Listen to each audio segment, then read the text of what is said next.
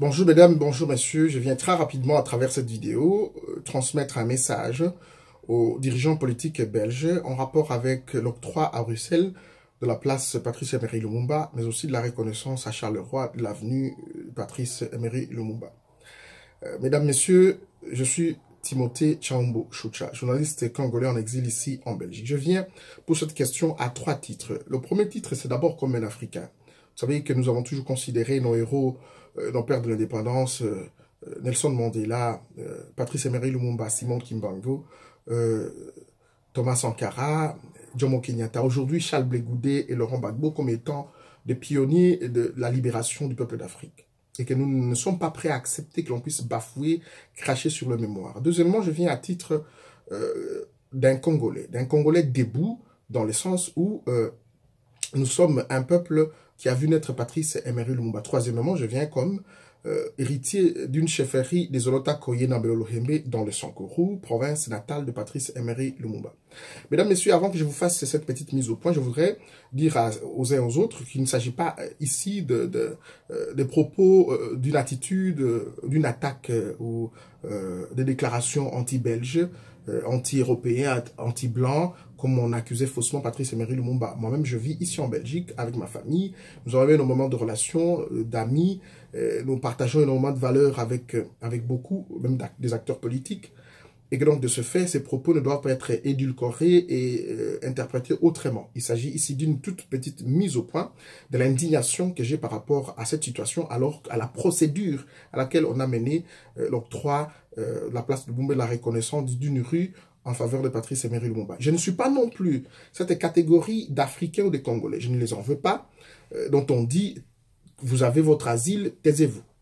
Sinon, j'allais me taire au sein des institutions au Congo et je n'avais pas besoin de prendre mon asile. Donc, mon combat politique est un combat qui se base non seulement pour des raisons, je veux dire des moyens de vivre, je veux dire le confort que confèrent les responsabilités politiques, mais aussi les raisons de vivre. Les raisons de vivre pour moi, c'est des valeurs que je défends, les valeurs que j'incarne, la civilisation, la mémoire collective et dont nous devons être, nous, Africains et Congolais, gardiens.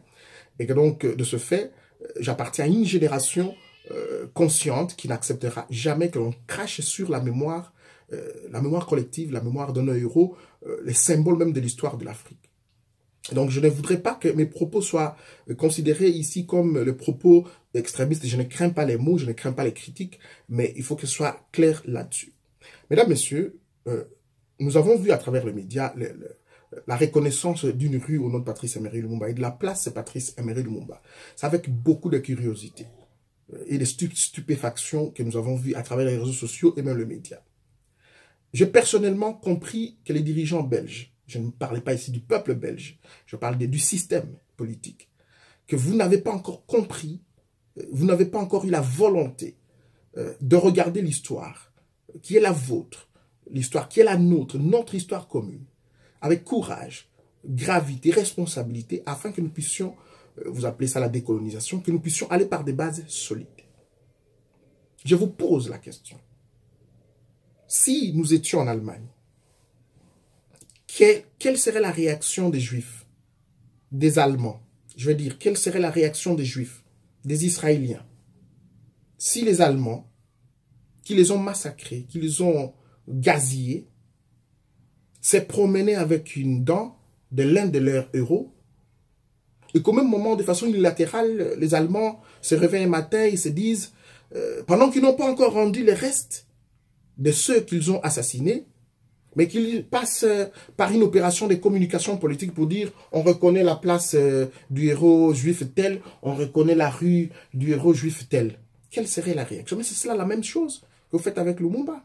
La Belgique, les États-Unis ont assassiné Patrice Emery Lumumba. On ne lui a même pas donné une sépulture digne. Gérard souhaitait, parce qu'il s'agissait de lui, à déchiqueter Lumumba avant de le faire disparaître dans de l'acide sulfurique. En Belgique, il s'est promené avec la dent de Lumumba. La Belgique détient encore les restes de Patrice Emery Lumumba. Si les bons sens à animer, soit les ONG, les ASBEL, les personnalités politiques ou de la société civile impliquées dans la reconnaissance de la place Patrice Emery Lumumba, quelle serait la première démarche à faire? Même autour du roi. Ça aurait donné tout son sens si la Belgique prenait le courage, la responsabilité pour dire, voilà notre histoire, elle est noire celle-là, cette page, mais nous voulons rendre les restes de Lumumba à sa famille, ou même à l'État congolais, même si aujourd'hui je suis farouchement opposé à ces satrapes qui dirigent le Congo vers le chaos, mais ils incarnent jusqu'à présent les symboles de l'État. Pourquoi la Belgique, les dirigeants n'ont pas pu réfléchir pour dire que les Congolais de 2018 ne sont plus les Congolais des années 60, des années 40, 20, 60, et même alors, Patrice Emery Lumumba, à qui on n'a même pas rendu justice, avait commis le seul tort d'avoir eu raison avant. Comment pensez-vous que vous passez à une opération de saupoudrage, de communication politique et électoraliste en faisant, je ne rentre pas dans le détail artistique, tout le monde a vu que la statue qui est à Bruxelles ne ressemble pas du tout à Patrice Emery. Moi, je me suis posé la question de savoir, avec toute l'industrie qu'il y a en Belgique et en Europe, on ne peut pas trouver un artiste qui pourra reproduire le portrait type de Patrice Emery Lumumba. Justice n'a pas été rendue à Patrice Emery Lumumba. Parce que tout ce que Lumumba déclarait, défendait, la liberté des Africains, les indépendances des Congolais et des autres pays d'Afrique, la dignité, la liberté, l'intégration, c'est tout ce qu'on trouve dans la Charte universelle des droits de l'homme. Et que donc, même de façon symbolique, nous voudrions comprendre pour quelle raison on a tué Patrice Emery Lumumba. Non seulement Patrice Emery Lumumba, mais aussi ses compagnons. On ne les dit pas assez. Lumumba est mort avec une dizaine de compagnons. Les Bolia, les Polo, les Okito. Tous ceux-là étaient des disciples de Simon Kimbangu qui suivaient le combat de Simon Kimbangu. Pour quelle raison vous n'avez pas commencé par le commencement? Et cela illustre la volonté de continuer à flouer les Congolais, la volonté de prendre les Congolais, d'infantiliser les Congolais, et c'est exactement ce que j'ai vu par ceux qui ont été présents. Je ne m'attaque pas du tout, c'était leur liberté d'assister à ces manifestations, mais c'était une insulte à la mémoire collective. Et je constate que jusqu'à présent, la Belgique, le système en Belgique ne prend pas encore conscience qu'il faut réparer cette situation, qu'il faut regarder cette histoire avec courage pour dire plus jamais ça. Je prends un tout petit exemple et le dernier. Quelle est l'histoire que vous enseignez à l'école à vos enfants? J'ai vu mon fils, 9 ans, arriver pour me dire, papa, on a étudié Léopold II aujourd'hui. Je dis, bien sûr. Et qu'est-ce qu'il a fait? Qu'est-ce qu'on vous a enseigné? Il dit, mais Léopold II est allé au Congo aider. Il a construit des routes, des écoles, des hôpitaux, etc. et les bureaux pour l'administration de l'État. Quelle est la réponse que je vais donner à mon enfant? Certes, le roi a construit quelques écoles, quelques routes, quelques hôpitaux. Moi-même, j'ai étudié dans ces écoles-là. Je me suis fait soigner dans ces hôpitaux. J'ai trouvé ces bâtiments jusqu'à présent. Mais est-ce que c'est ça, la seule histoire? Il fallait aller avec l'histoire jusqu'au bout. Vous voyez que même au niveau de l'éducation, il n'y a pas de l'honnêteté dans ce qu'on fait. Et j'ai dit à mon fils, effectivement, le roi est allé au Congo. Il a aidé, il a construit, il a exploité les diamants qu'il a trouvés, l'or, le cobalt, qui appartiennent aux Congolais. Et il est venu vendre en Belgique. Une partie, il a construit tout ce que tu vois en Belgique. Mais une autre partie, il a fait ses rues, il a construit ses routes, ses hôpitaux, effectivement, au Congo. Je ne suis pas rentré en profondeur avec mon enfant, jusque dans les détails que vous et moi, vous savez. Je ne pouvais pas lui dire que la colonisation avec le roi Léopold II, pendant 100 ans jusqu'aux années 60, avait provoqué 15 millions de morts. Je ne lui ai pas dit que le Congo était fortement pillé. Je ne lui ai pas dit qu'on coupait les bras des Congolais.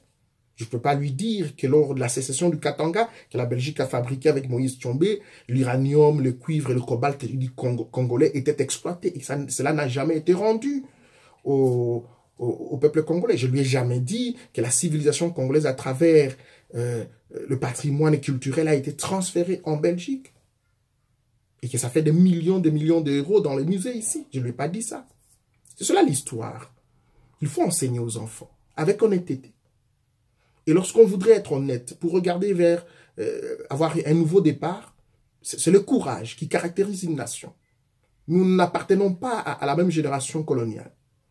Mais j'ai comme l'impression qu'on a encore des habitudes surannées de ces générations-là.